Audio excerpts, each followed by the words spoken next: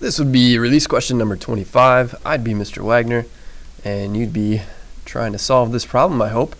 Try to do these again without my help first, but then see if you're getting them right, or if you need extra help, come check these videos out. So we are at number 25 here. Think of these as really 4 separate problems. Think of this as a separate problem, this as a separate problem, and this, and this. There are essentially invisible parentheses there, and so I'm going to be writing parentheses around stuff as I move on with this problem.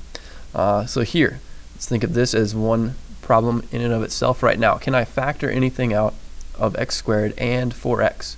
I can factor out an x out of both of those terms. So I'm going to do that first. I'm going to have x times x plus 4. If I multiply the x back through, it gives me what I started with. And so I have this over x plus 3. That I can't factor anything out of there. That's already fully factored. This one, can I factor that at all? Well, yeah, it looks like a difference of 2 squares to me right there. And so I've got one is x plus 3. It's the square root of both of these things.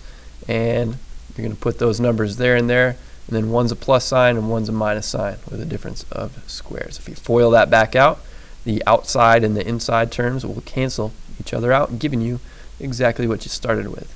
And then for this, if it helps you to do something like this, do that. So we're trying to get a product of negative 12, this number, and this is like an invisible 1 right here. So a sum of positive 1. What numbers will do that for you? Looks like 4 and negative 3 would get you that correct combination. So we're going to have in one spot x plus 4, that's this value right here, and in the other spot an x minus 3. And really from here, since it's multiplied together, I can just extend this fraction bar over, and so it's just this all multiplied together on the top, this all multiplied together on the bottom. If I see anything that's the same top to bottom, I can cancel that out. I see an x plus 3 here and here. That goes away. I see an x plus 4 here and here, and I see an x minus 3 here and here. So all I'm left with is x on the top. And then if you get rid of everything, remember it's not like there's a 0 here, because that would make the bottom 0.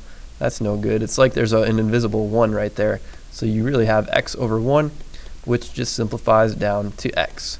So number 25, choice B, is the correct choice.